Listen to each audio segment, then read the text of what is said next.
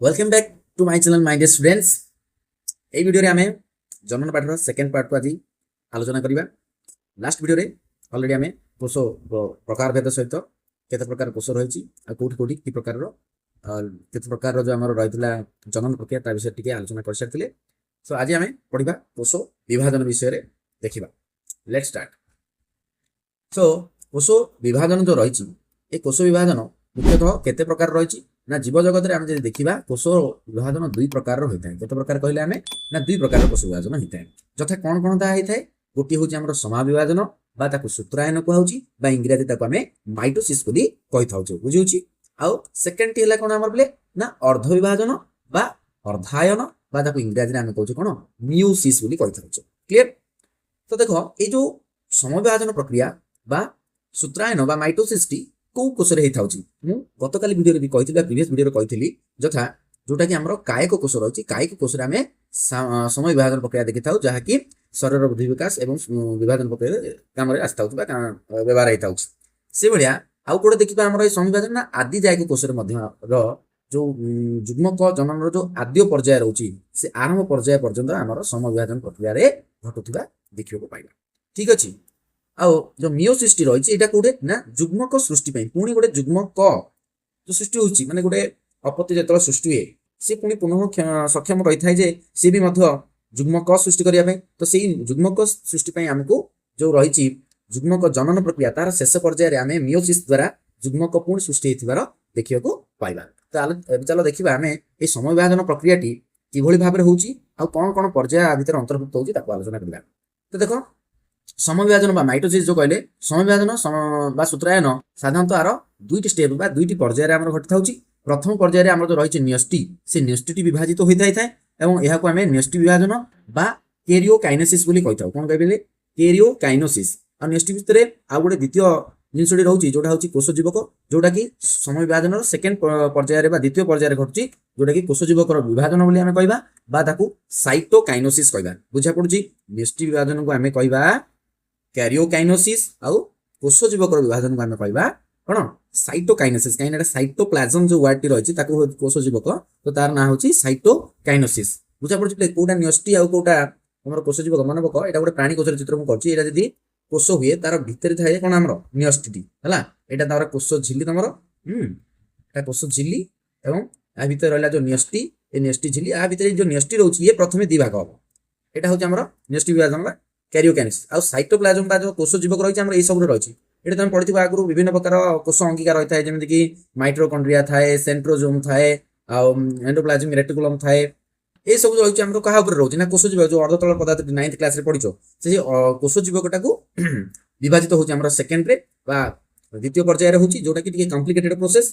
तो जो प्रक्रियाटा को हमर मुख्यतः चारि गोटी अवस्था रे हमें वर्णना करिया कोटा को जो साइटोकाइनेसिस बा हमर कोष जीवक विभाजन रही है ताकू चारोटी अवस्था रे हमें भाग करछे ताकू गोटी गोटी कर डिटेल्स रे पूरा डायग्रामेटिकली सहित हमें आकु आलोचना करबा। ठीक अछि।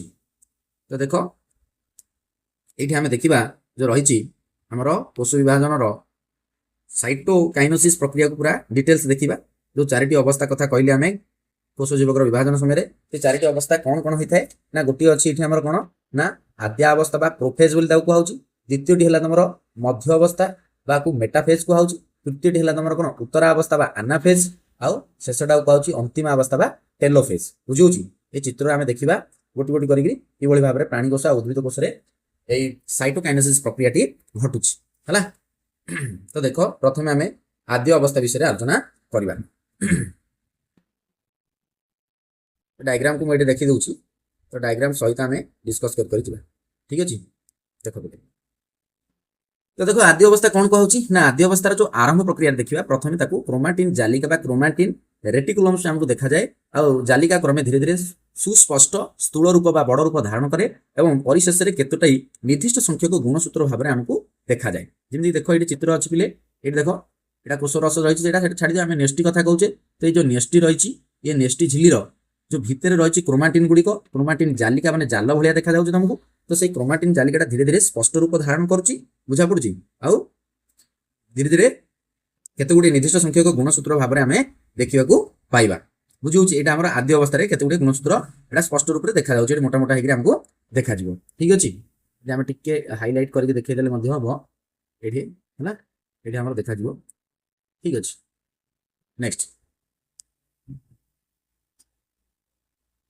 तापर कौन रहा आद्य अवस्था शेष बेलू देखिए गुणसूत्र गुड़िक अनुरूप भाव में दुईटी एकक गुणसूत्र विभाजित हो जाए यार जो गुणसूत्र केन्द्र ठारे से गुणसूत्र गुड़िक लगी रही है। देख ये देख ये डायग्राम रे तुम ये देख गुणसूत्र जो रही है ये गुणसूत्र केन्द्र गुड़िक गोटे जगह लगिक अच्छी है एकक गुणसूत्र भाव में एमती हो जाए तो ये रूप एमती लंबा भाव में रही है मझे गोटे जॉइंट होता है ये जो मझ पॉइंट को आम कह कौन ना गुणसूत्र केन्द्र ठीक अच्छे एकक गुणसूत्र याड गोटे रहा मझे तार गुणसूत्र केन्द्र आम रही ठीक अच्छे। तो ये घटना घटुची कौटे ना आद्य अवस्था धीरे धीरे कौन हम जो आम नेस्टी रही नेस्टी आ नेस्टी झिली सी भी धीरे धीरे आमर स्पष्ट रूप धारण कर धीरे धीरे अदृश्य होकर रहा कौनटा ना नेस्टी झिलीटा कौटे आद्य अवस्था ही प्रक्रिया घटुची आम देखा पाइबा है। देख पिले ये चित्र देख ये अच्छी देख नेस्टी ये अच्छी नेस्टी झिली रही है किंतु ये देख नेस्टी झिली चित्र आउ ना ठीक अच्छे। तो क्रमे निन्यष्टि जो रोचे नेस्टी भितर जोटा रोचे कहवा निन्यष्टि आउ नेस्टी झिली ये दुईट जगह धीरे धीरे अदृश्य हो जाए केत ना आद्य अवस्था शेष सुधा आ शेष केन्द्र पिंड बा जोटा सेंट्रोजोम आम कहते से सेंट्रोजोम कौन हम ना दुई भाग में विभक्त हो कोषर दुई विपरीत मेरुआड़ को चली जाए। जो सेंट्रोमेटा आम देखा एमती डट होगा सूर्य जमी चित्र था से भाया चित्र देखा देखा भलसे है ठीक अच्छे ये आम देखा पाइबा। तो से कौन हो दी भाग हो दुई मेरुआड़ को एपट को देख ये देख ये चित्र आम देखा पाइले ये गोटे सेंट्रोमियर आसा ये अधा है दुई मेरुआड़ को सी विभाजित होकर अलग अलग हो जाए कौन हो दुई भाग विभक्त हो सारापर से जो सेठारे कौन हम जो दुई केन्द्र आड़ को चली से दुई मेरु पाखे से स्टार परीक्षा गोटे प्रकार तारका सदृश आकार धारण करेंगे कोषर दुई मेरु अंचल धीरे धीरे कौन करेंगे ना से तर्क तंतु को सृष्टि करेंगे स्पिंडल फाइबर्स कहवा ये जो देख डट डट होकर देखा कि है युवा आम कहीपर आम कौन तर्क तंतु ये जो डट डट होकर देखा ये देख ये देख ये देखा ना नहीं हाँ ये देख चित्र मुझे जूम करके देखे दूसरी है ये जूम करहबनी बुझे यहाँ तर्क तंतु जो ये भाव में डट डट होकर रही रही ठीक अच्छे गोटा हूँ तर्क तंतु बुझला। तो नेक्स्ट एटा कहा जो पाला पे ना सेंट्रोजोम जिते विभाजित होकर केन्द्र आड़ को दुई विपरीत केन्द्र आड़ को धीरे धीरे गति करते देखा पाचे। आद्य अवस्था शेष देखिए दुई मेरु अंचल किसी तर्कतंतु रही सारापर जो जमी यहाँ आम प्राणी कोष कथा कहली से उद्भिद कोष देखा उद्भिद कोष सेंट्रोजोम जेहेतु न था सहित कोष विभाजन से स्वाभाविक भाव में जो भाव में विभाजित होगा कथा प्राणी कोष घटी था ठीक अच्छे। उद्भिद कोष चित्र आम देखा भलसे देखिपार देख पे तुम बही भी अच्छी आपको डिटेल्स देखी है शेष आद्य अवस्था सुधा एपटे सेपटे दी साइड जगह आम देखिपार ठीक अच्छे। नेक्स्ट देख आमर आद्य अवस्था पर रहा कौन आमर ना मध्य अवस्था को जावा ठीक अच्छे। तो मध्य अवस्था विशेष किसी ना मध्य अवस्था बहुत जल्दी शेष हो जाऊँगी कारण मध्य अवस्था कौन हो गुणसूत्र गुड़िक कौन होती ना कोषर मध्य समतल भाग को इक्विलेटराल प्लेन जोटा कि मझी जगटा रही आम कोषर से मझी जगह से चली जाती आ मेरु जो थे तर्कतंतु गुड़िक से गुड़िक क्रमशः धीरे धीरे बड़ हे आ वर्धित होकर गुणसूत्र केन्द्र सहित संयुक्त हो जो तर्कतंतु थी आम जो कहते डट डट होती आम जब चित्रटा मुझे अलग भाव देखी जो तर्कतंतु गुड़िक आमर ये किसी भाव में थे ये कौन हो लंबी लंबिकी पूरा जो गुणसूत्र मझे थे से गुणसूत्र गुड़िक सहित एमती कनेक्ट हो बुझा पड़ी हाँ ये भाव में कनेक्ट है गुणसूत्र सहित केन्द्र गुणसूत्र जो केन्द्र थी बड़ कर चित्र देखिए ये गुणसूत्र केन्द्र रही एपटे किसी गुणसूत्र थे जदि ये जो तर्कतंतु गुड़िक ये जो बाहर से बढ़ी बढ़ी कौन है ना तर्कतंतु गुड़ाक जामर क्रोमोजोम जो केन्द्र रही सहित सब कनेक्ट होती बुझे। नेक्स्ट कौन कही देख तो ये घटनाटा घटला कौटे ना आम मध्य अवस्था केवल तर्कतंतु जो थे से जाकि कौन हे ना गुणसूत्र केन्द्र सहित संयुक्त हो ठीक अच्छे वर्धित होकर आसवा कौन पे आमर ना उत्तरावस्था। तो उत्तरावस्था कौन हो ना उत्तरावस्था प्रत्येक गुणसूत्र जो केन्द्र रही से केन्द्रटा विभाजित हो भांगी आ तर्कतंतु गुड़ाक संकुचित हो माने दी साइड को एमती टाणी होकर पड़े जो टाणी होकर पड़े आमर जो रही कौन जाक गुणसूत्र गुड़िक ये भाव से सेंटरटा जो टाणी हम या एमती टाणी कौन हम एमती रूप धारण कर ভি সেপ টাইପ୍ର ରୂପ ଧାରଣ କରିବେ। ତ ତର୍କତନ୍ତୁ ସଂକୁଚିତ ହେବା ଫଳରେ ଗୁଣସୂତ୍ରର ପ୍ରତ୍ୟେକ ଏକକ କ'ଣ ହେଇଯିବ ନା ଦୁଇ ବିପରୀତ ମେରୁ ଆଡ଼କୁ ଗତି କରନ୍ତି ଏବଂ ଏହି ସମୟରେ ହିଁ ହେଲା ଏହି ସମୟରେ ହିଁ ଆମର କ'ଣ ହେଇଥାଏ ନା ଭି ଆକାର ଧାରଣ କରିଥାଏ। ପ୍ରତ୍ୟେକ ଏକକ ଗୁଣସୂତ୍ର ଗୋଟିଏ ନୂତନ ଗୁଣସୂତ୍ର ସୃଷ୍ଟି କରିବା ସହିତ ଗୋଟେ କୋଣାକାର ଭି ଆକାର ଧାରଣ କରିଥାନ୍ତି, ଯୋଉଟାକି ଚିତ୍ରରେ ଦେଖ ସ୍ପଷ୍ଟ ରୂପେ ଆମେ ଦେଖିପାରିବା ହେଲା। ଏଇଟା ଦେଖିଲେ ସରି ଚିତ୍ରଟା କୁଆଡ଼େ ଗଲା ହେଲା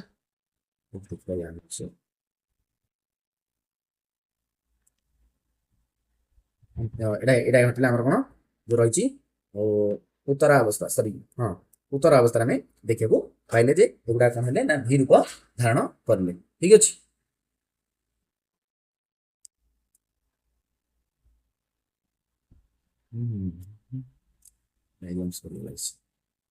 ନେକ୍ସଟ ଦେଖ ତାପରେ ରହିଲା କ'ଣ ଆମର ବୋଲେ ନା ଅନ୍ତିମ ଅବସ୍ଥା ହେଲା। ଅନ୍ତିମ ଅବସ୍ଥାରେ କ'ଣ ଘଟୁଛି ନା ଅନ୍ତିମ ଅବସ୍ଥାରେ ଯେ ଅପତ୍ୟ ଗୁଣସୂତ୍ର ଗୁଡ଼ିକ ଯୋଉ ନୂଆରେ ଗୁଣସୂତ୍ର ସୃଷ୍ଟି ହେଲେ ଏଇଠି ଦେଖିଲେ ଆମେ ଉତ୍ତର ଅବସ୍ଥାରେ ଯେତେବେଳେ ଭି ରୂପ ଧାରଣ କଲେ ସେ ଉଦ୍ଭିଦ କୋଷରେ ହଉ କିମ୍ବା ପ୍ରାଣୀ କୋଷରେ ଏଇ ଯୋଉ ଭି ଆକାର ଧାରଣ କରି ଏମାନେ ଯୋଉ ରହିଛନ୍ତି ଏଇଭଳି ଭାବରେ ହେଲା ବୁଝିହଉଛି। ଏମାନେ କ'ଣ ହୁଅନ୍ତି ନା ଦୁଇ ମେରୁରେ ଜମା ହୋଇଯାଆନ୍ତି ଯାଇକିରି ଏବଂ ଦୁଇ ମେରୁରେ ଜମା ହେବା ସହିତ ଏମାନେ କ'ଣ କରିଥାନ୍ତି ନା କ୍ରମଶଃ ପ୍ରତ୍ୟେକ ଗୁଣସୂତ୍ର ଚତୁର୍ଦିଗରେ ଯୋଉ ନ୍ୟଷ୍ଟି ଝିଲିଟା ରହିଛି ସେ ପୁଣି ଆଉଥରେ ନ୍ୟଷ୍ଟି ଝିଲି ସୃଷ୍ଟି ହେବାକୁ ଆରମ୍ଭ କରିବ। ବୁଝିହଉଛି। କାରଣ ନ୍ୟଷ୍ଟି ଝିଲି ସୃଷ୍ଟି ହେବା ଦ୍ୱାରା ଆମେ ଦେଖିବା ଯେ ଏମାନେ କ'ଣ କରୁଛନ୍ତି ନା ପୁଣି ଆଉଥରେ ଗୋଟେ ଗୋଟେ ରୂପ ଧାରଣ କରିବେ ଏମାନେ ହେଲା ଜଣାପଡ଼ୁଛି ପିଲେ। ତ କ୍ରମଶଃ ପ୍ରତ୍ୟେକ ଗୁଣସୂତ୍ର ଗୁଡ଼ିକ ଚତୁର୍ଦିଗରେ ନ୍ୟଷ୍ଟି ଝିଲି ସୃଷ୍ଟି ହୁଏ ଆଉ ଗୁଣସୂତ୍ର ଗୁଡ଼ିକ ସୂକ୍ଷ୍ମ ଅସ୍ପଷ୍ଟ ହୋଇକିରି ଆରମ୍ଭ ହେବା ସହିତ ଯୋଉ ନିନ୍ୟଷ୍ଟିଟି ଥିଲା ସେ ନିନ୍ୟଷ୍ଟି ମଧ୍ୟ ପୁଣି ଆଉଥରେ ସୃଷ୍ଟି ହେବ। କାହିଁକି ନା ନ୍ୟଷ୍ଟି ପୁଣି ଆଉଥରେ ବିଭାଜିତ ହେଲା ପରେ ଗୋଟେ ଦୁଇଟି ସ୍ୱତନ୍ତ୍ର ନ୍ୟଷ୍ଟି ସୃଷ୍ଟି ହେବା ଦରକାର ନା। ତ ଆମେ ପ୍ରଥମେ ଭାଙ୍ଗି ଯାଇଥିଲା, ଭାଙ୍ଗିଲା ପରେ ଗୁଣସୂତ୍ର ମାନେ ଅଲଗା ହେଲେ, ସେଣ୍ଟ୍ରୋଜୋମ୍ ଅଲଗା ହେଲେ, ତ ନ୍ୟଷ୍ଟି ଝିଲି ଏସବୁ ପୁନଃ ଗଠନ ହେଲେ ହିଁ ଯାଇକି ଶେଷରେ ଆମର କ'ଣ ହେଇପାରିବ ନା ପୁଣି ଆଉଥରେ ଗୋଟେ ପରିପୂର୍ଣ୍ଣ ନ୍ୟଷ୍ଟି ସୃଷ୍ଟି ହେବାର ଆମେ ଦେଖିବା ପାଇବା। ତା ଅର୍ଥ ଆମେ ଦୁଇଟି ଅଲଗା ଅଲଗା ନ୍ୟଷ୍ଟି ଦେଖିବାକୁ ପାଇବା, ଯେମିତିକି ଏଇଠି ସୃଷ୍ଟି ହେଇଛି ଦେଖ ଦେଖିପାରୁଛ ଏଇଠି ଦେଖ ଏଇଠି ପୁରା ନ୍ୟଷ୍ଟି ଝିଲି ସୃଷ୍ଟି ହେଇଛି, ତାପରେ ଇଏ ଗୋଟେ ସମ୍ପୂର୍ଣ୍ଣ ନ୍ୟଷ୍ଟିର ବିଭାଜନ, ଇଏ ଗୋଟେ ନ୍ୟଷ୍ଟିର ତ ଦୁଇଟା ଅଲଗା ଅଲଗା ନ୍ୟଷ୍ଟି ଥିଲା, ଗୋଟିଏ ନ୍ୟଷ୍ଟିରୁ ଦୁଇଟି ଅଲଗା ଅଲଗା ନ୍ୟଷ୍ଟି ଆମେ ଏଇଠି ଦେଖିବାକୁ ପାଇବା କେତେବେଳେ ନା ଅନ୍ତିମ ଅବସ୍ଥାର ଶେଷ ପର୍ଯ୍ୟାୟରେ। ବୁଝି ହେଲା। ତାପରେ ଆମେ ଦେଖିବା ଆମର ଯୋଉ କୋଷ ଜୀବକ ରହିଛି ସେ କୋଷ ଜୀବକର ବିଭାଜନ କଥା ଦେଖିବା। ଠିକ ଅଛି।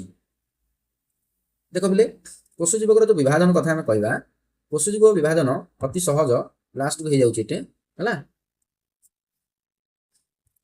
ଉଦ୍ଭିଦର ମାତୃକୋଷର ମଧ୍ୟଭାଗରେ ଏକ କୋଷ ପଟ୍ଟିକା ଦେଖାଯାଏ। ଉଦ୍ଭିଦ କୋଷର କଥା କୁହାଯାଉଛି ଯେତେବେଳେ କୋଷ ଜୀବକର ବିଭାଜନରେ। ଆଉ କ୍ରମେ ଯେ ଦେଖିବା ଆମର ଯୋଉ କୋଷ ପଟ୍ଟିକା ରହିଥିଲା ସେ ଧୀରେ ଧୀରେ ସୃଷ୍ଟି ହେବ କୋଉଠି କହିଲେ ନା ମଧ୍ୟଭାଗରେ, ପୁରା ମଝିରୁ ଆରମ୍ଭ ହଉଛି। ଦେଖ ନ୍ୟଷ୍ଟି ଏଇଠି ଥିଲା, ଅପତ୍ୟ ନ୍ୟଷ୍ଟି ଏଇଠି ଥିଲା ହେଲା। ନ୍ୟଷ୍ଟି ବିଭାଜନ ହେଇସାରିଛି ଅଲରେଡି, ଦୁଇଟା ନ୍ୟଷ୍ଟି ଆମକୁ ଦେଖିବାକୁ ମିଳୁଛି। ତ ତାପରେ ଇଏ କ'ଣ ହବ କୋଷ ଜୀବକର ବିଭାଜନ ଘଟିବ। କୋଷ ଏପଟେ ସେପଟେ ଅଲଗା ହେଲେ ଯାଇକିରି ଏପଟରୁ ଗୋଟେ ସ୍ୱତନ୍ତ୍ର କୋଷ ଏପଟୁ ଆଉ ଗୋଟେ ସ୍ୱତନ୍ତ୍ର କୋଷ ଆମର ହେଲେ ଯାଇକି ଦୁଇଟା ନୂଆ କୋଷ ହେଇପାରିବ, ଅପତ୍ୟ କୋଷ ହେଇପାରିବ, ଯୋଉଟାକି ଆମେ କୋଷର ବିଭାଜନ ଘଟିଲା ହେଲେ ଶେଷରେ ଆମେ କହିପାରିବା। ଠିକ ଅଛି। ତ ପ୍ରଥମେ କ'ଣ ହଉଛି ନା ମଝିରୁ ଜୀବକୋଷର ଅଲଗା, ପ୍ରାଣୀ ଉଦ୍ଭିଦ କୋଷର ଅଲଗା। ତ ଜୀବକୋଷରେ ଉଦ୍ଭିଦ କୋଷରେ କ'ଣ ହଉଛି ନା ମଝିରୁ ଏଇଠୁ ଗୋଟେ ପଟ୍ଟିକା ଯାହାକୁ କୋଷ ପଟ୍ଟିକା କୁହାଯାଏ ସେ ଧୀରେ ଧୀରେ ବଡ଼ ହବ ଆଉ ସୁସ୍ପଷ୍ଟ ହୋଇକିରି ମାତୃକୋଷ କ'ଣ କରିବ ନା କୋଷ ଜୀବକକୁ ଦି ଭାଗ କରିଦେବ। ତା ସାଙ୍ଗରେ ମାତୃକୋଷଟି କ'ଣ ହେଇଯିବ ଧୀରେ ଧୀରେ ଅଲଗା ହେଇଯିବ। ଏଇଟା ଛୋଟ ଅଛି ଟିକେ, ଏଇଟା ଆଉ ଟିକେ ବଢ଼ିଲା ଆଉ ଟିକେ ବଢ଼ିଲା, ଏମିତି ହେଇକି ସମ୍ପୂର୍ଣ୍ଣ ରୂପେ ଏପଟୁ ସେପଟକୁ ଆମର କ'ଣ ହେଇଛି ନା ଏଇ କୋଷ ପଟ୍ଟିକାଟି ବୃଦ୍ଧି ପାଇଛି ଆଉ ଦୁଇଟି କୋଷକୁ ଯୋଉ ଅଲଗା ଅଲଗା କରିବା ପାଇଁ କୋଷ ଜୀବକ ସମ୍ପୂର୍ଣ୍ଣ ରୂପେ ଅଲଗା ହେଇଯାଇଛି। ସେଭଳିଆ ଯଦି ପ୍ରାଣୀ କୋଷରେ ଦେଖିବା, ପ୍ରାଣୀ କୋଷରେ କ'ଣ ହେଇଥାଏ ନା କୋଷ ପଟ୍ଟିକା କିଛି ସୃଷ୍ଟି ହୋଇନଥାଏ। ଏଠି କ'ଣ ହେଇଥାଏ ନା ଆମର ପ୍ରାଣୀ କୋଷରେ ଅଲଗା କଥା ଟିକେ ହଉଛି, କାରଣ ନା ସମରୂପୀ ଯୋଉ ଅପତ୍ୟ ଗୁଡ଼ାକ ସୃଷ୍ଟି ହେଇଗଲେ ଦେଖ ସେମାନେ ଯେତେବେଳେ କୋଷରେ ପରିଣତ ହେଇଯାଉଛନ୍ତି ସେ ପ୍ରାଣୀ ମାତୃକୋଷର କୋଷ ପଟ୍ଟିକା ତିଆରି ହୋଇନଥାଏ, କୋଷ ଜୀବକର ସଂକୁଚନ ଘଟିଥାଏ। ସଂକୁଚନ ହେଇକିରି ସୂକ୍ଷ୍ମସୂତ୍ର ବା ମାଇକ୍ରୋ ଫିଲାମେଣ୍ଟ ସାହାଯ୍ୟରେ ଦୁଇଟି ଅପତ୍ୟ ତିଆରି ହୋଇଥାଏ। ଦେଖ ଏଠି ଯଦି ଚିତ୍ର ଦେଖିବା ପ୍ରାଣୀ କୋଷର ଆଉ ଜୀବକୋଷର ଯଦି ଅଲଗା ଅଲଗା ସରି ଉଦ୍ଭିଦ କୋଷ ଆଉ ପ୍ରାଣୀ କୋଷ ଦେଖ ଏଠି କ'ଣ ହଉଛି ଏ ମଝିରୁ ସୂକ୍ଷ୍ମସୂତ୍ର ସୃଷ୍ଟି ହଉଛି। ଏ ସୂକ୍ଷ୍ମସୂତ୍ର ବଢ଼ିବା ସହିତ ଏଇ ଯୋଉ ସେପ୍ଟା ଦେଖ କୋଷଟା ପୁରା ଏମିତି ଥିଲା, କିନ୍ତୁ ଧୀରେ ଧୀରେ ଦେଖିବା ଦ୍ୱିତୀୟ ଚିତ୍ରରେ ଦେଖ ଏଇଟା କ'ଣ ହେଇଛି ଏଇ ଜାଗାଟା ଏ ମଝି ଜାଗାଟା ଧୀରେ ଧୀରେ ସଂକୁଚିତ ହଉଛି, ଏମିତି এই জায়গাটা এমতি সংকুচিত হচ্ছে, বুঝা পড়ছে না? হ্যাঁ দেখো এই চিত্রে সেকেন্ড চিত্রে দেখো এবং তা সহিত এইটু বাহারুଛି কোন সূক্ষ্ম সূত্র বাহারুଛି ଆଉ ଧୀରେ ଧୀରେ ଇଏ ସଂକୁଚିତ ହେଇ ହେଇ ମଝିରୁ କ'ଣ ହେଇଯାଉ ଦୁଇଟା ଅଲଗା ଅଲଗା କୋଷରେ ପରିଣତ ହେଇଯାଉଛି। ତ ଏଇଭଳି ଭାବରେ ଦୁଇଟା ନୂତନ ଅପତ୍ୟ କୋଷ ସୃଷ୍ଟି ହେଇଗଲା। ଏମିତି ସମବିଭାଜନ ପ୍ରକ୍ରିୟାର ଏଇଠି ପରିସମାପ୍ତି ଘଟୁଛି। ଆଉ थर्ड पार्ट में पढ़ा आम अर्धविभाजन विषय। तो आज वीडियो ये रखा। थैंक यू पे वीडियो को अधिक अधिक लाइक कर, सब्सक्राइब कर चैनल को, और शेयर कर सांग सहित। Thank you.